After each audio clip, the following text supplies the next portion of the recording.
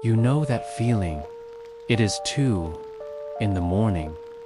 You have been driving for 14 hours straight, pushing your body far beyond its natural limits.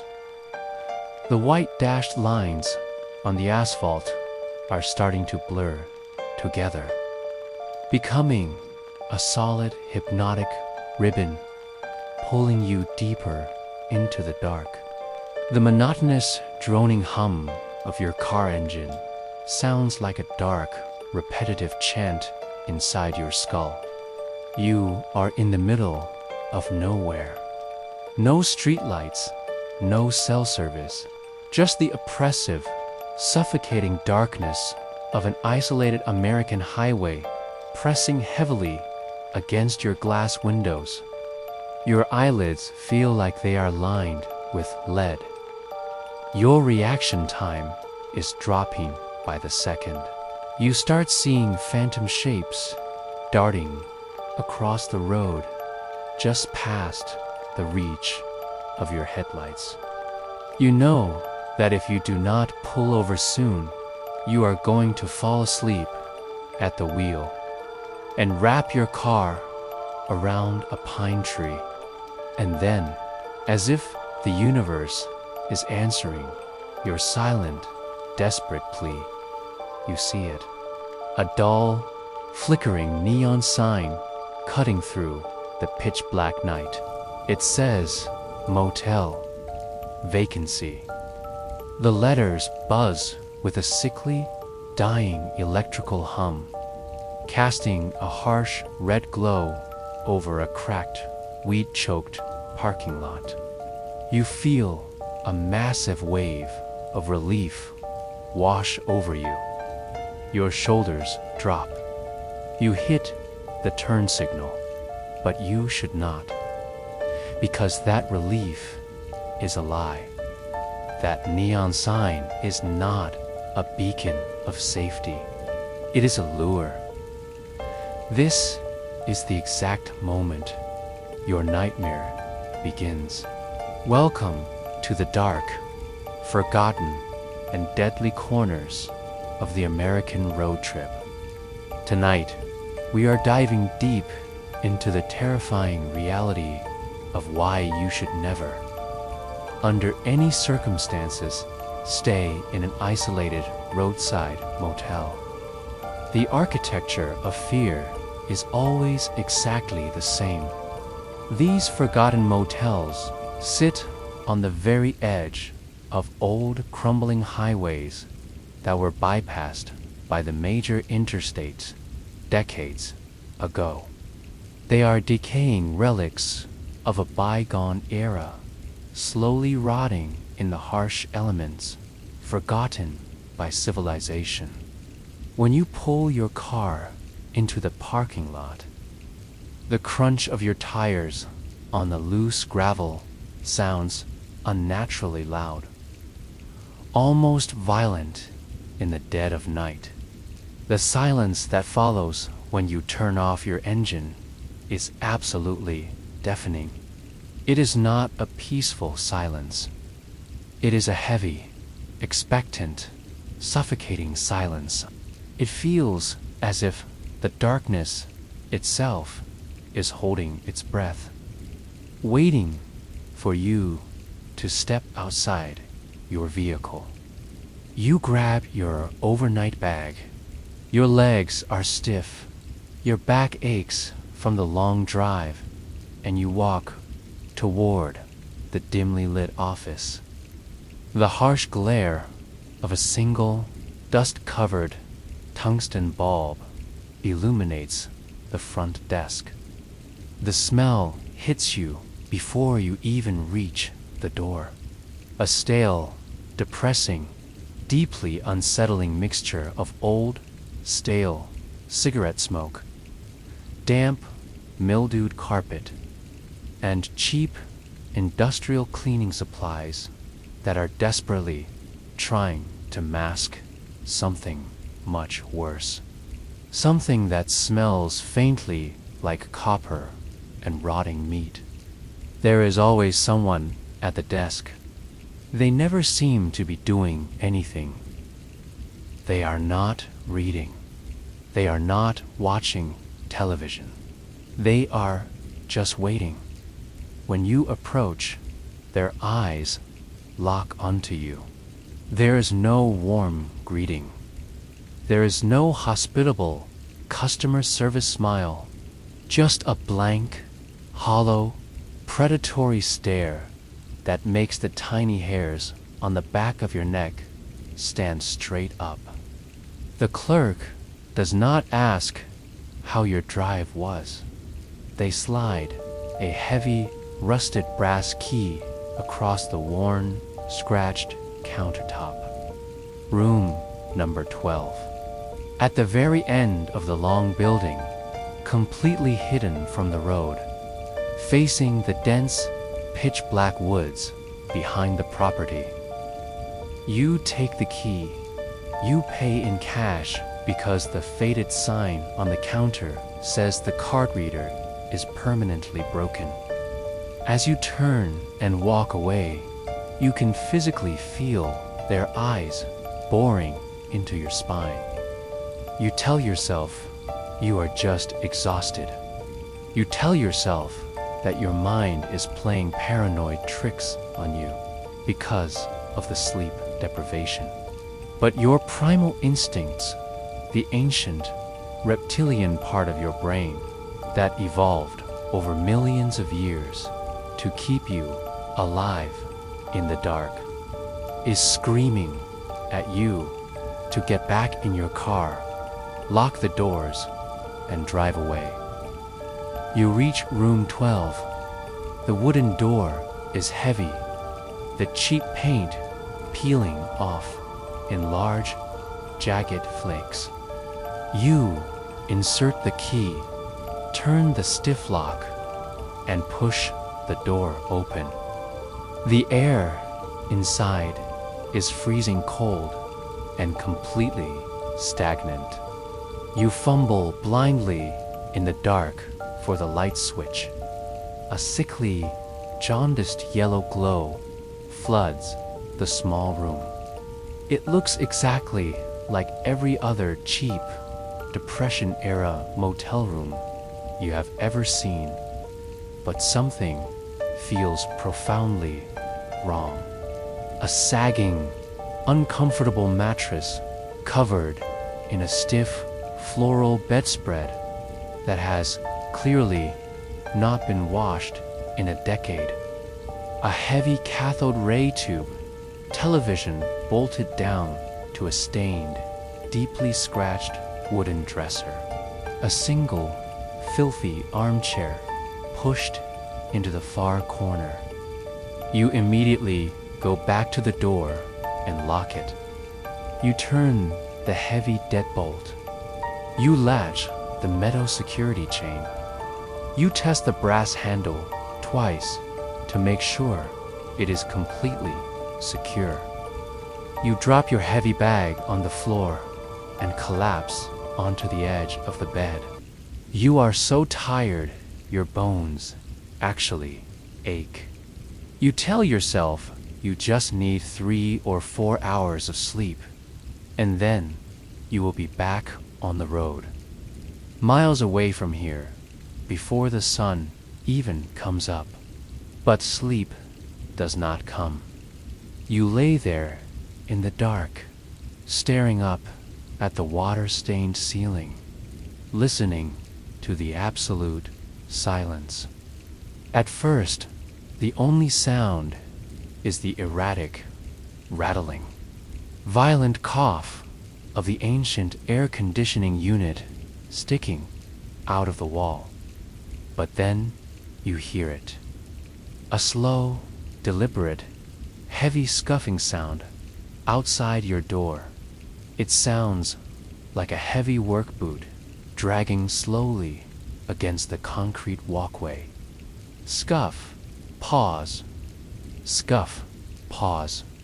It is moving down the long, empty corridor, getting closer and closer to room 12. You completely stop breathing. You freeze. The footsteps stop directly outside your door. You stare, paralyzed, at the thin, bright strip of light shining under the door gap from the outside walkway. Suddenly, a thick, dark shadow eclipses the light. Someone is standing right outside your door. They are not moving. They are just standing there, mere inches away from you, separated only by a hollow piece of rotting wood. You wait for them to knock. You wait for them to say something, maybe a lost guest looking for their room. But there is only dead, terrifying, heavy silence. Minutes pass like agonizing hours. Your heart is hammering against your ribs so violently you are terrified the person standing outside can hear the thumping. You slowly, painstakingly slip out of the bed. Your bare feet make absolutely no sound on the filthy, damp carpet. You creep toward the door, inch by inch. You lean in, closing one eye, and press your open eye against the small, scratched, cloudy glass peephole. You expect to see the empty parking lot. You expect to see a shadow walking away. Instead, you see something that makes the blood in your veins run ice cold. You are looking directly into another human eye. The person on the other side of the door is bent over, looking right back in at you through the peephole. The eye is wide open, completely unblinking, and filled with a frantic, manic, deeply psychotic energy. The skin around the eye is pale and dirty. You stumble backward, clamping both hands over your mouth to stifle a scream that is tearing up your throat. You back away into the corner of the room. You wait for the door handle to violently rattle. You wait for the explosive, splintering kick that will shatter the wooden frame and let whatever is out there inside. But nothing happens. You sit on the floor, shaking uncontrollably, watching the strip of light under the door. After what feels like an eternity, the shadow slowly, silently slides away. The heavy, dragging footsteps fade back into the distance of the night. You do not sleep a single second. You sit upright in the corner armchair, a heavy brass lamp gripped so tightly in your white-knuckled hands that your fingers ache, waiting for the safety of the morning light. When the sun finally rises, casting long, gray, depressing shadows across the weed-choked parking lot, you pack your bag in record time. You do not even bother going back to the front desk to check out. You throw your bag into the passenger seat, slam the door, start the engine, and peel out of the parking lot, throwing dirt and gravel in your wake.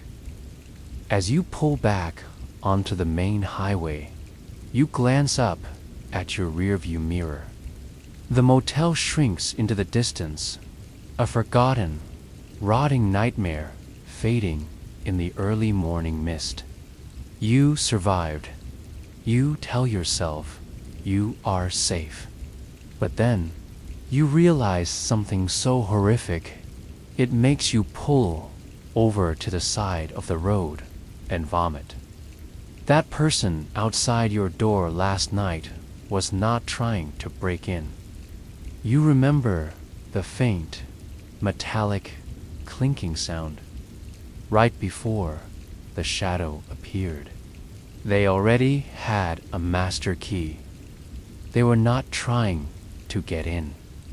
They were just checking to see if you were finally asleep. But the horrifying reality of the American roadside motel does not end in the damp, wooded backroads. The peephole stalker is just one specific breed of predator that haunts the lonely highways. Let us move much deeper into the absolute middle of nowhere. Let us travel into the sprawling, unforgiving, dead deserts of the American Southwest. Imagine an endless, perfectly straight stretch of cracked asphalt surrounded by absolutely nothing but red dirt, dead sagebrush, and imposing rock formations.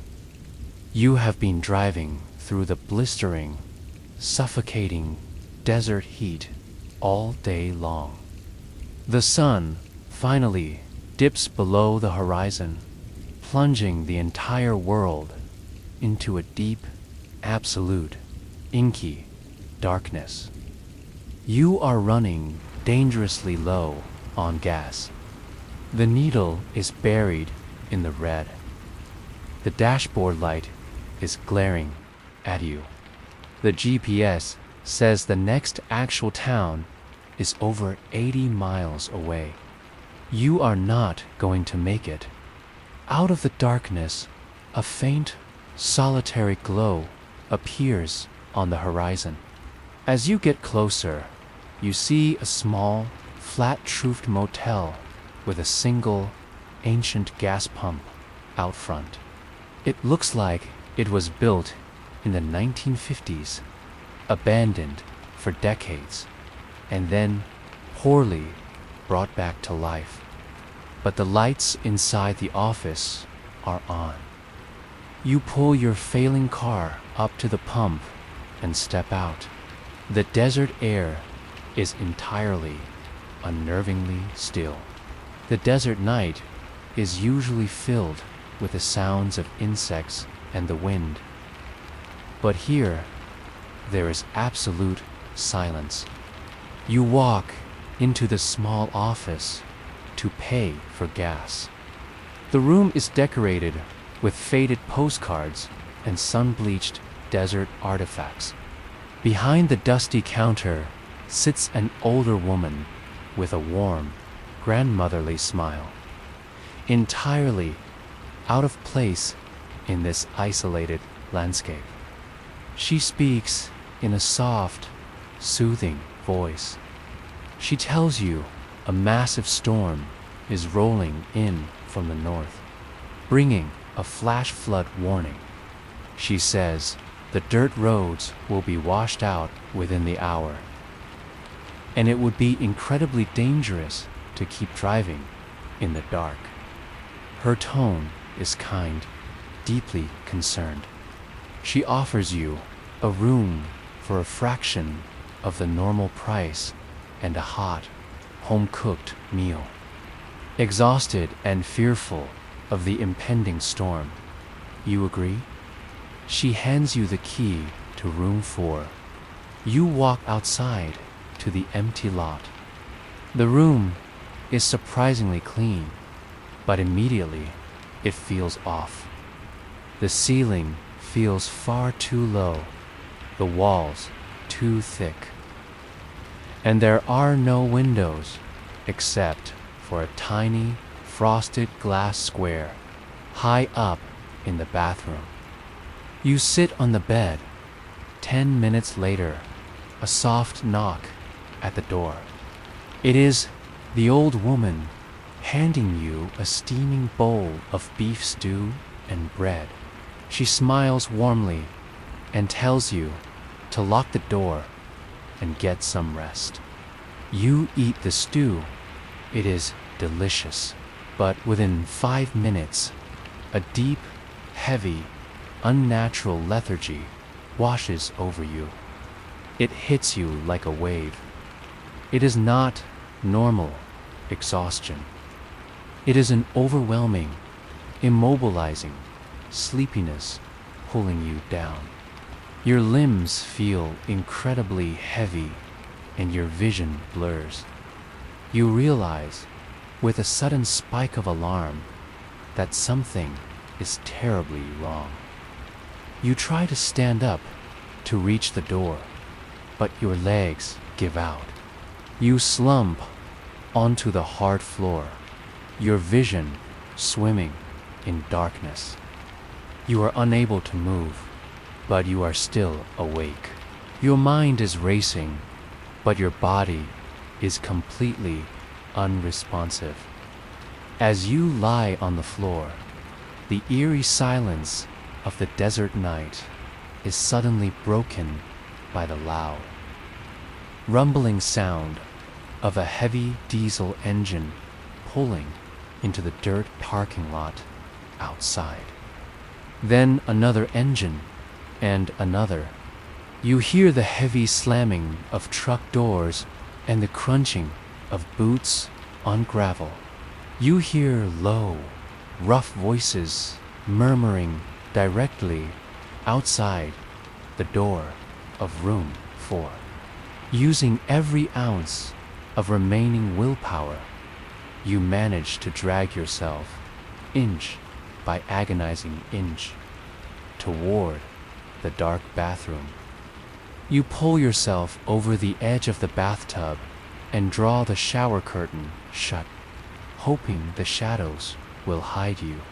You hear a sharp, metallic click. The deadbolt of room 4 unlocks from the outside. The door swings open, hitting the wall. Heavy work boots step onto the carpet. There are 3 of them, whispering to each other in calm, casual, methodical tones, like people arriving for a routine job. You hear the heavy, metallic clink of equipment being placed onto the wooden dresser. Your mind is on high alert, but you remain completely still. Through a tiny gap in the shower curtain, you can see a sliver of the main room. 3 large men are standing there. They are wearing heavy industrial work gear over their flannel shirts, covered in dark, weathered stains. One of the men is unrolling a large, heavy sheet of thick, clear industrial plastic across the carpet. They are preparing the room. They are preparing the kill room. They are preparing it for you. The pure, concentrated adrenaline finally cuts through the heavy chemical haze in your bloodstream. It is a primal, explosive surge of pure, animalistic survival instinct. As one of the massive men turns and starts walking directly toward the dark bathroom, holding a long, shining blade in his right hand, you know this is your only chance. You have 1 second to live or die. You summon every single ounce of strength you have left in your entire existence. You burst violently out from behind the shower curtain, like a cornered wild animal, and shoved the massive man directly in the chest.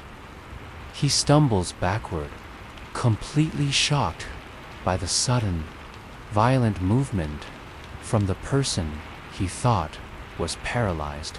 You do not look back. You do not hesitate. You sprint wildly through the main room, dodging the other 2 men who reach out to grab your clothes with thick, calloused, bloody hands. You burst through the open door and sprint wildly into the pitch-black desert night.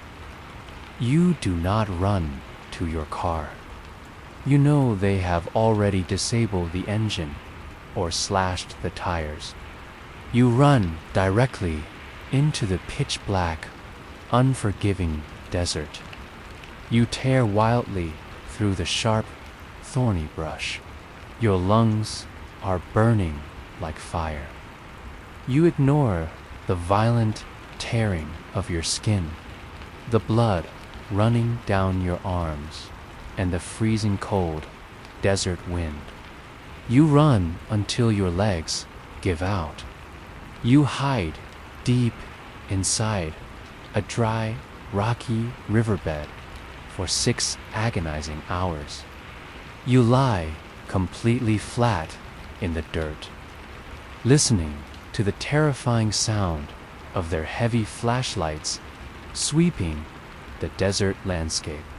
You hear their four-wheel drive trucks tearing aggressively through the dirt, circling like hungry sharks, hunting you. You press your body deep into the cold, damp mud, holding your breath until your vision spots black every time the bright beam of a flashlight sweeps directly over your hiding spot. When the sun finally rises, casting a blistering heat over the desert, the trucks finally give up the search and drive away. You crawl out of the riverbed. You walk 15 brutal, scorching miles through the deadly heat, severely dehydrated and bleeding, until you finally find a state trooper parked on the shoulder of the main highway. When you bring the police back to the coordinates of the motel, a terrifying reality sets in. It is completely abandoned. The warm, grandmotherly old woman is gone. The 3 men in butcher aprons are gone. The office is stripped entirely bare. There is no sign anyone was ever there. But when the heavily armed police officers pull up the cheap carpet in room 4, they find the stains. Massive, deep, dark red stains soaking the concrete. SUBFLOOR. Impossible to wash away. The state trooper looks at you with a pale face and tells you that you are the luckiest human being on the planet. Over 50 different people, mostly solo travelers and runaways, have gone completely missing on this exact 40-mile stretch of highway over the last 2 decades. You were almost a statistic. You were almost a ghost story whispered in dive bars. But we must go deeper. We must explore the physical structures of these terrifying places, because these places exist all over the country. They are not elaborate Hollywood movie sets. They are not spooky urban legends told around campfires. They are very real, physical, deadly traps laid out like spider webs along the vital veins of the American highway system. They specifically prey on the tired, the lost, the vulnerable, and the lonely. The people who own and run these illicit, off-the-grid establishments know exactly what they are doing. They deeply understand human psychology. They know that when you are severely exhausted, your logic and judgment are entirely compromised. You will ignore red flags. You will ignore bad smells. You will ignore strange locks. They know that the darkness of the night completely isolates you, cutting you off from the safety of the herd. They construct these roadside purgatories to look just normal and inviting, enough to pull you in. But by the time you realize the extreme danger you are in, the steel trap has already snapped shut on your leg. Consider the horrifying reality of the hidden spaces. Many of these independent, unfranchised, mom-and-pop motels were built in the 1960s and 1970s. Rural building codes were incredibly loose, and local inspectors were easily bribed.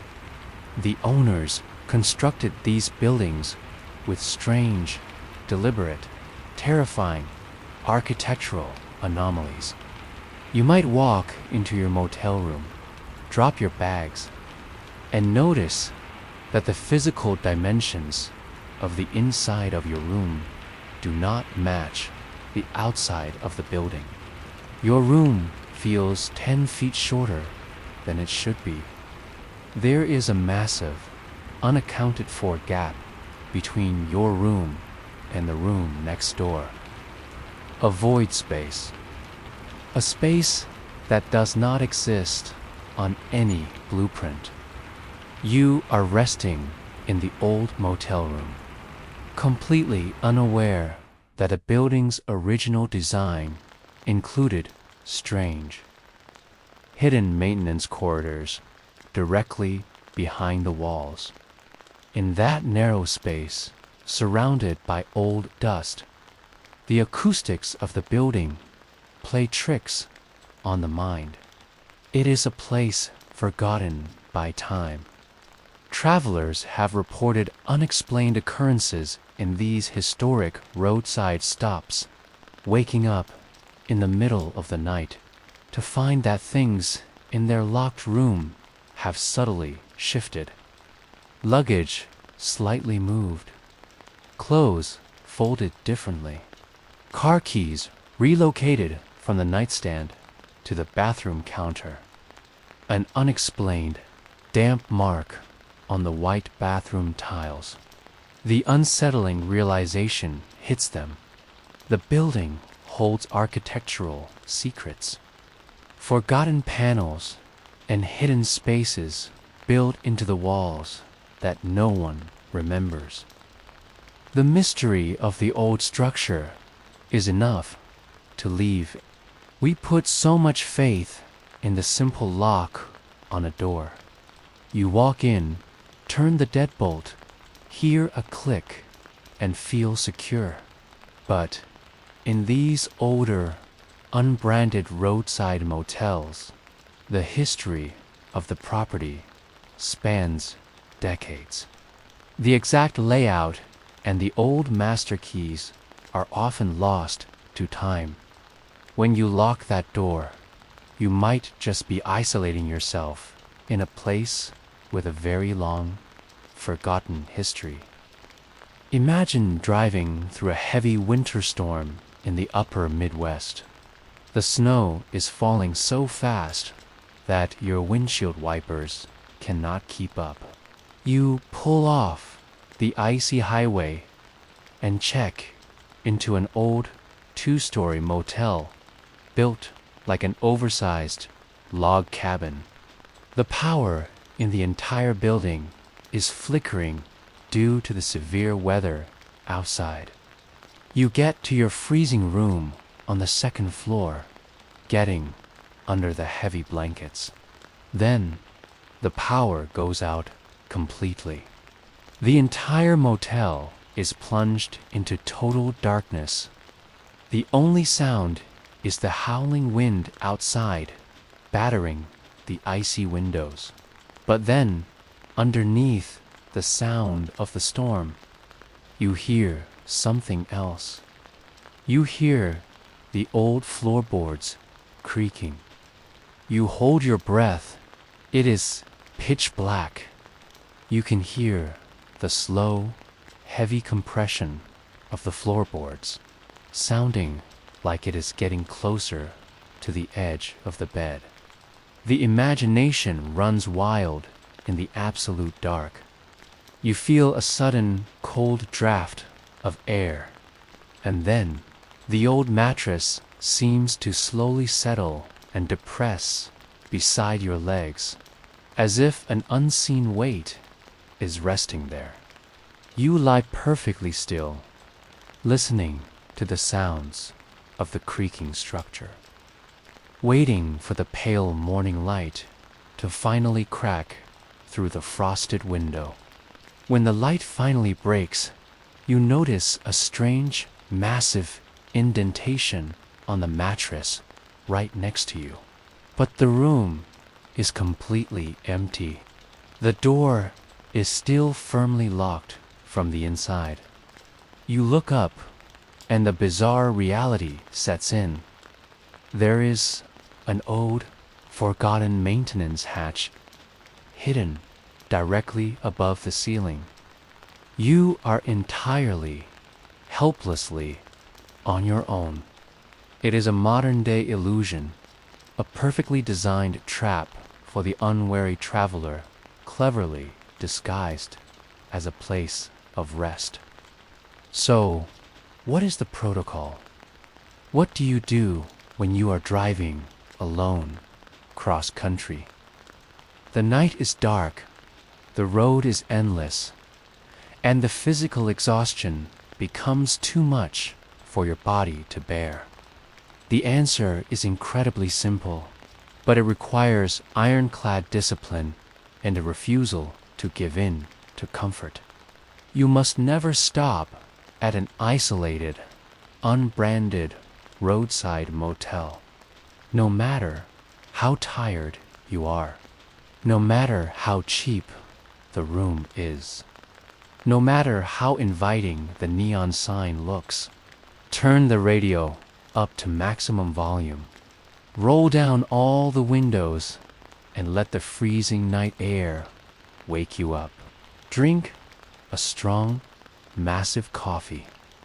Force yourself to drive the extra 40 miles until you reach a massive, well-lit, heavily populated interstate rest stop or a major, highly rated corporate hotel chain in a populated city center.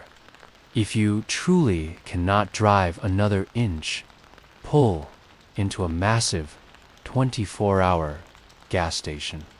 Park directly underneath the brightest street lamp you can find, specifically making sure your car is in the direct, clear view of the exterior security cameras.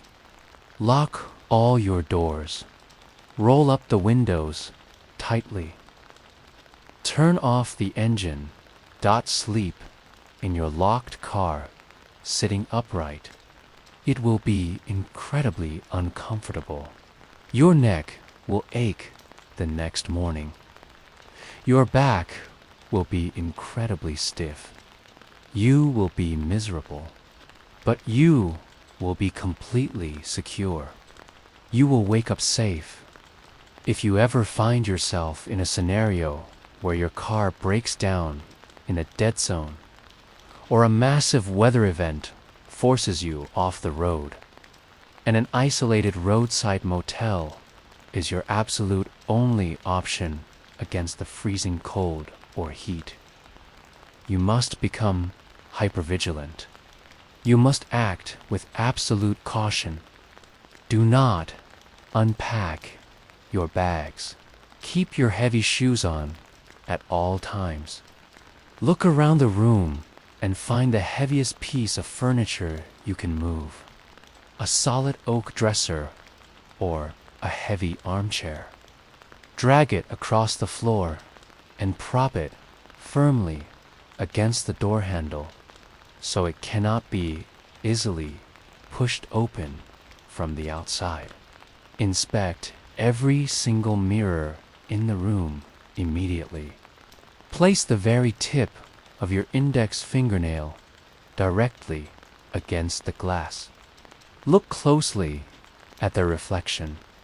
If there is a noticeable gap between your physical fingernail and the reflection in the glass, It is a normal mirror. You are safe. But if your fingernail directly touches the reflection, with absolutely no gap between them, the room's privacy is compromised. Leave the room immediately. Check behind every single painting on the walls for anything unusual. Look closely inside the dark slats of the air conditioning vents with your phone flashlight. When you sleep, never sleep under the covers of the bed. Sleep on top of the blankets, fully clothed, with your car keys in your pocket and your phone close to your hand. Park your vehicle facing the exit of the parking lot, not facing the wall, so you can start the engine and drive away at a second's notice. Do not trust the locks. Do not trust the silence. The massive, endless highway is a beautiful, sprawling testament to freedom and exploration. But it is also a vast, dark, untamed wilderness, just like the deepest, unexplored parts of the ocean or the dense jungle. The highway has its own unseen hazards. These specific hazards do not show themselves obviously. They lure you in with flickering, colorful neon signs, incredibly cheap room rates, and the false, comforting promise of a warm bed for a severely tired traveler. They completely rely on your complacency. They rely on your innocent belief that the modern world is always a safe, policed place. But out there, in the dark, empty stretches of rural road where the radio stations fade to pure static and the cell phone bars drop to absolutely zero, the normal rules of society feel completely distant. Next time you are driving alone late at night, your eyes heavy, the road endless, and you see that lonely, glowing, buzzing sign begging you to pull over into the dark parking lot and rest your weary eyes. Remember the stories. Remember the heavy, unexplained footsteps echoing in the corridor outside your rotting wooden door. Remember the pitch-black, hidden rooms filled with dust behind mirrors. Remember the heavy, unnatural sleep of the desert wasteland and the strange figures in the shadows. Grip the steering wheel a little tighter. Push your foot down hard on the gas pedal. Drive right past the flickering red neon. Stare straight ahead into the absolute darkness of the endless road. And do not ever, for one single second, look back in the rearview mirror. Because if you pull over and stop, you might just become a permanent part of the motel's forgotten history.